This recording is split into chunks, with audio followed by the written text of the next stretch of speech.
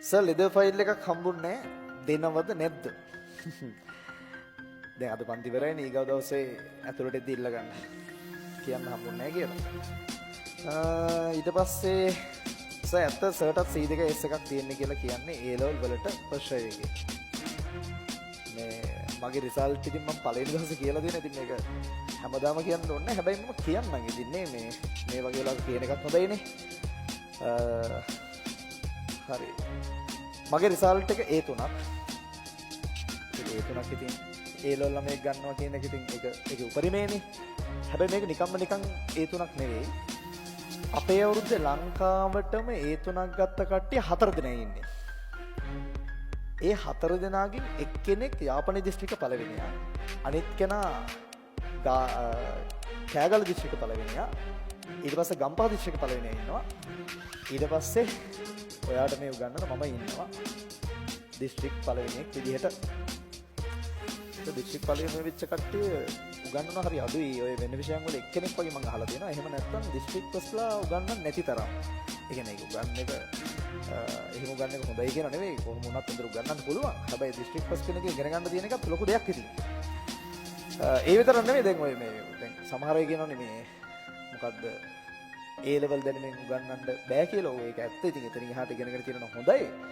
ඉතින් මම මේ A level කරලා ඇවිල්ලා උගන්නනවා නෙවෙයි. A level කරලා කැම්පස් යනවා ටෙක්නොලොජි වලින් යන්න පුළුවන් හොඳම කැම්පස් එකට ජයවර්ධනපුර. ඒකේ තියෙනවා පළවෙනි අවුරුදු දක්ෂතා මත හම්බෙන කෝසස් ටිකක්. ඒ කෝසස් වලින් සාමාන්‍ය වැඩිපුරම ළමයි ඉල්ලුම් කරන්නේ මෙකාට්‍රොනික් වලට. ඒකට ලංකාවෙම ගන්න 25 දෙනයි.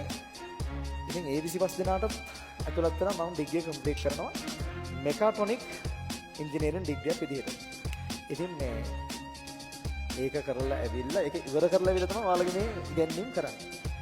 ඉතින් මෙතන මේ සමහර අය කියනවානේ SFT ඉගෙනගෙන තියෙන්නේ මේ මොකද්ද ඒ ලොල් වලට විතරයි නෑ. ඒ ගුරුවරු දන්නේ ජයවර්ධනපුර විශ්වවිද්‍යාලයේ ෆස්ට් ඉයර් SFT ඩිපාර්ට්මන්ට් එකක් තියෙනවා වෙනම ඉගෙන ගන්න.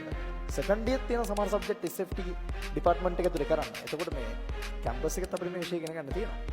ඒකත් ඉගෙනගෙන ඒ විතරක් නෙවෙයි මේ තව එකක් වැදගත්ම පොයින්ට් එකක්. මම කැම්පස් යන්න කලින් තමයි මගේ පළවෙනි බුක් එක ලියන්නේ. පළවෙනි පොත. මගේ පළවෙනි පොත මම ලියන්නේ කැම්පස් යන්න කලින්. ඒක ලියලා මම දැන් ඔන්න කැම්පස් එකට යන්න කලින් කඩවල වලට දාලා කැම්පස් එක ගියාට පස්සේ මට හිතෙනවා නිකන් අර මහාචාර්යවරයෙක්ගේ පසුවදනක් තිබ්බනම් හොඳයි කියලා පොතට. ඊට පස්සේ මම ගිහිල්ලා කතා කරන්නේ සුදන්ත සර්ට. සුදන්ත සර් කියනවා මේ මම පොතක් මෙහෙම ලියුවා පසුවදනක් කරනවා සර් මාර සතුටු වෙනවා නියමයිනවා කැම්පස් එකේ ඉන්න එක මම හිම කරලා තියෙන එක අරන් එන්න මට බලන්න කියලා. බලලා ඉතින් මම අද වගේ මතකයි සර් මේක නියමයි මම මේක රෙකමන්ඩ් කරනවා මම බලලා දෙන්නම් කියලා දවස් කිහිපයකින් මට බලලා විශ්වවිද්‍යාල ශිෂ්‍යෙක් මේ වගේ වැඩක් කරපු එක මාර වටිනවා කියන එකත් ඇතුළත්ව මට පොතට පසුවදනක් දෙනවා. ඉතින් එහෙම මම දැනට පොත් 5ක් ලියලා තියෙනවා. තව 2ක් ලියලා ඉවරයි. දැනට ප්‍රින්ටිං වල තියෙන්නේ, ටයිපිං වල එකක් තියෙන්නේ. ඉතින් ඉස්සරහට කර පොත් 7ක් වෙනවා. මේ පොත්වල විශේෂත්වය මම මේ ලියන පළවෙනි පොත තමයි පේපර්ස් පොතක් විදියට SFT වල දෙන පළවෙනි පොත. ඉතින් මේ ඒ දවස්වල ඉස්කෝලේ වල ගුරුවරු මට උගන්වපු ගුරුවරු ළමයි මට දීපු කමෙන්ට් පොතේ මම නිකන් පිටිපස්ස දාලා තිබ්බා මේ පොත පිළිබඳව අදහස් දාන්න කියලා. ඒක මට ලියලා එවපු අදහස් තියෙනවා මාර තොගයක් මං ගාව එකතු කරලා. මේ වගේ පොතක් ලියපු එක හොඳයි මුල් කාලේ අපිට තිබුණේ නැහැ. මේක ප්‍රශ්න ටිකක් ඉගෙන ගත්තා. ඒත් ඔය මට බයින සමහර ගුරුවරු එහෙම මේ මගේ පොත් බලලා ඒ වගේ තියෙනවත් බලලා ඒවත් ඉගෙනගෙන තමයි සමහරවල්ලාට බයින්නේ. ඉතින් කමක් නැහැ. ඉතින් මේ සාමාන්‍යයිනේ. ඒකට මම මේ C2S එකක් අරගෙන එහෙම රිසල්ට් ගන්න මගේ ප්‍රශ්න එකේ රිසල්ට් තමයි මේ තියෙන්නේ. ඉතින් මේ ඒ ඇතිනේ. ඒ ඇති. ඔයාලට විශ්වාසයෙන් වැඩේ කරා යන්න සහ ඕනනම් රිසල්ට් වලින් කවුරු හරි කෙනෙක් කියනවනම් මගේ පළවෙනි අවුරුද්දේම ලංකාවේ 10න් 4 දෙනෙක් ඉන්නවා. මේ ඊයේ පෙරේදා ඔප එකේ ලංකාවේ පළවෙනි ඉන්නවා. ඒ කියන්නේ තුන්වෙනි බැච් එක. ඊට පස්සේ 1 3 5 6 8 10. ඔයා හොයලා බලන්නකෝ මේ වගේ අයිලන්ඩ් රෑන්ක් පළවෙනි 10න් 6 දෙනෙක් ඉන්න පන්තියක් කොහේ හරි දැනක තියෙනවද කියලා. කොහේ හරි හොයන්නකෝ දිස්ත්‍රික් පස් කෙනෙක් උගන්වන එක. කොහේ හරි දැනක තියෙනවද හොයාගන්නකෝ.